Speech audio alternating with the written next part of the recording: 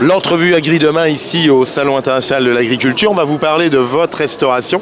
La restauration collective, vous avez certainement entendu parler, vous la pratiquez peut-être sans le savoir. Pour en parler, Sylvie Doria, présidente de Restoco. Bonjour Sylvie. Bonjour Eric. Eric Le Pêcheur, membre de Restoco. Bonjour Eric. Bonjour Eric. C'est vrai que la restauration collective, Sylvie, quand on parle dans les allées comme ça au grand public, il y a des fois, ils ne savent pas ce que c'est. Pour autant, j'avais quelques chiffres, je crois que c'est à peu près 10 millions de repas jour. Absolument, la restauration collective, ça concerne tout le monde en fait. 10 millions de repas, c'est l'équivalent d'un pays comme la Suède qui chaque jour se met à table en restauration collective. Autrement dit, comme disent certains, les cantines. Bah oui, les cantines. Les cantines. Alors c'est vrai qu'on dit souvent également de la crèche à la maison de retraite. On vit tout au long de sa vie, je dirais, on est à un moment ou à un autre avec la restauration collective. Bah oui, la particularité, c'est que ça touche tout le monde. Alors on dit souvent la restauration collective, moi j'aime bien la mettre au pluriel en fait, parce qu'il y a des restaurations collectives. Il y a les différents âges, les différents moments de la vie, suivant que tu es enfant en crèche ou malheureusement en prison ou à l'hôpital, c'est pas la même chose. Et puis tu as aussi différents moments de la journée, ça peut être le matin, le midi, le soir, donc ça touche en fait tout ce qu'on est en convivialité, en collectivité, dès qu'on s'attable avec d'autres personnes dans un cadre précis. J'avais quelques chiffres, 18 millions d'euros de chiffre d'affaires, je ne sais pas si je me trompe, plus de 300 000 emplois, 80 000 restaurants. Si les chiffres sont bons, on se rend compte de l'immensité de la restauration collective. Alors c'est à peu près ça, c'est pas 18 millions, c'est 18 milliards. Donc c'est 18 milliards, voilà, je me suis trompé, d'un zéro. Encore un peu plus fort, mais c'est ça en fait, ça a un rôle chiffré, donc 3,6 milliards de repas par an et 18 milliards de chiffre d'affaires. Donc effectivement, ça pèse. Peut-être ce que les gens ne savent pas, c'est que c'est 3,6 milliards de repas par an, autant que la restauration commerciale. C'est-à-dire quand vous en mangez dans un restaurant gastro, c'est 3,6 milliards aussi. Évidemment, il y a une petite différence, et je voulais rajouter ce mot, c'est qu'on est dans une restauration collective sociale. C'est-à-dire que nous, on a d'autres enjeux que l'alimentation. On a celui-là, évidemment, produit de qualité, pas de souci. Mais on a aussi cette dimension sociale qui est prégnante dans cette restauration collective. Alors c'est vrai qu'il y a trois grands piliers, la santé, l'enseignement, je dirais l'entreprise, collectivité. On se soucie là aussi, et on l'a vu dans la restauration classique, c'est de la formation, l'emploi. Aujourd'hui, qu'en est-il? Parce qu'on a vu qu'il y avait des appels, il manquait du personnel en cuisine, il manquait du personnel en salle. La restauration collective souffre également des mêmes maux en ce moment? Ah oui, absolument. Alors, c'est pas nouveau, hein. Les métiers de la restauration sont en tension depuis longtemps. Avec la crise que nous venons de vivre, ça nous touche au même titre que le commercial. Alors, il y a des passerelles. C'est pas deux mondes complètement distincts. Vous avez des personnes qui passent de l'un à l'autre suivant, là aussi, leurs objectifs, leur qualité de vie et leurs projets personnels. Mais on a un rôle sur la formation, le recrutement et la promotion de nos métiers qui est indispensable aujourd'hui. Alors on peut s'interroger aussi... La fonction publique est un parent pauvre du recrutement ou de l'apprentissage, hein, puisque nous on ne paye pas la taxe des 1%, contrairement au privé. Donc c'est vrai que malheureusement, on a un vivier important. Tous les collèges et les lycées ont besoin de cuisiniers et on n'a pas cette aide. Le CNFPT est assez pauvre aussi, hein, je dois dire. Et du coup à l'arrivée, on a beaucoup moins d'opportunités d'accompagner des jeunes vers le métier et de les valoriser au travers un diplôme évidemment. Alors si on prend la globalité, 10 millions de repas jour, je regardais finalement les interactions avec d'autres partenaires comme l'Interbev, l'Interfel, Inaport. Il faut travailler avec les organisations de filière parce que le volume ou l'interaction nécessite aussi peut-être des accords particuliers. Complètement. Alors on a deux façons de voir le métier, hein. Soit on est dernier maillon de la chaîne et puis on ne se préoccupe pas de ce qui se passe au-dessus, on passe nos commandes et on attend. Ça c'est passif, c'est pas du tout comme ça que Restoco travaille. Soit on est acteur, dernier maillon de la chaîne certes, mais relié aux autres, chaque maillon relié aux autres.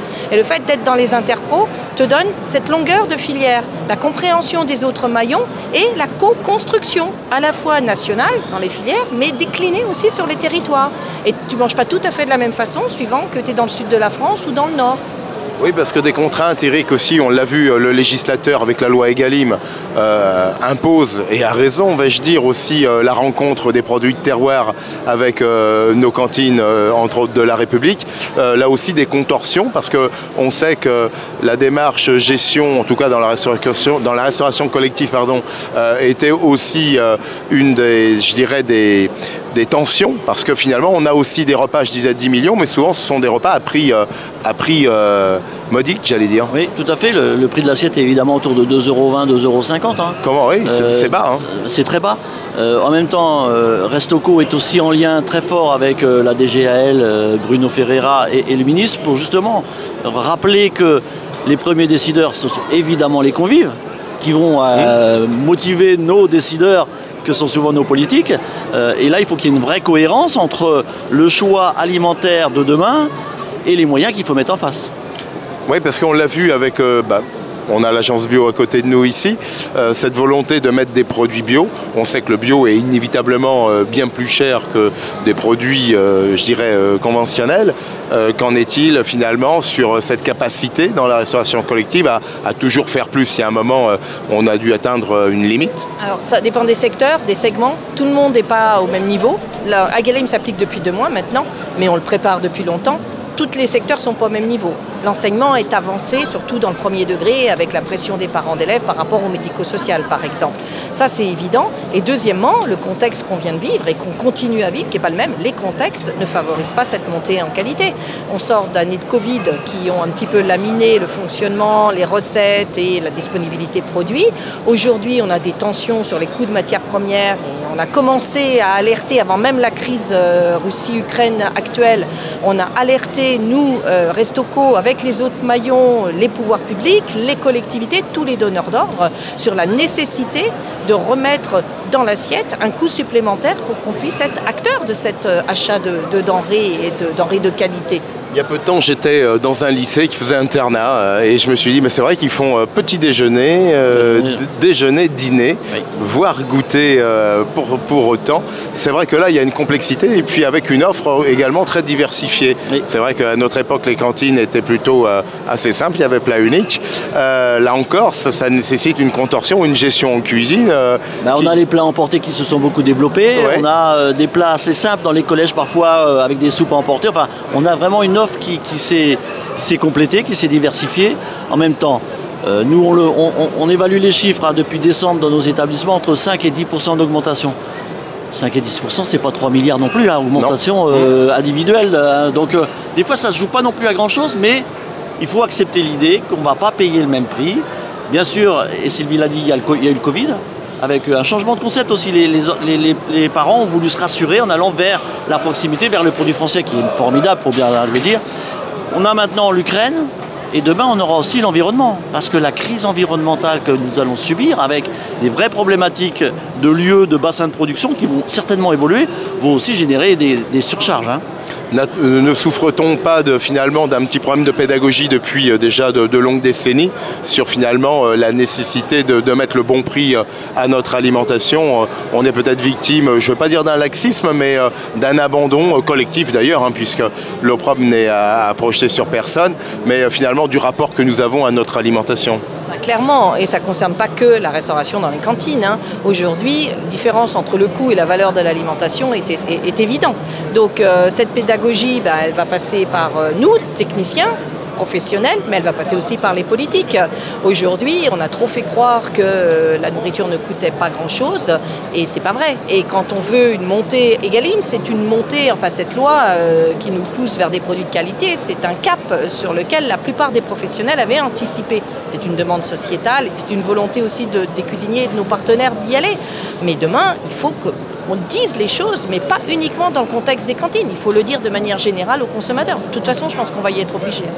J'espère que nous ne puissions pas trop nous inquiéter pour les mois à venir, bien qu'en ce moment, il est clair qu'on va arriver à un coup... On mangera. On mangera. On mangera. Déjà, on est sûr de ça. Après, c'est préserver notre modèle agricole et pour moi, c'est important. C'est-à-dire que si l'État nous dit qu'il faut aller vers des signes de qualité parce que c'était la loi Egalim qui voulait une meilleure rémunération de l'agriculteur, on est tous d'accord là-dessus. Il faut maintenant que le décideur soit en cohérence avec cette loi. Nos députés, nos sénateurs, il faut aller dans ce sens. Sinon, on risque de dire à nos agriculteurs, produisez et on ne va pas acheter derrière. Donc là, moi, j'ai vraiment peur de cela. Après, c'est juste une décision politique, c'est des choix de vie.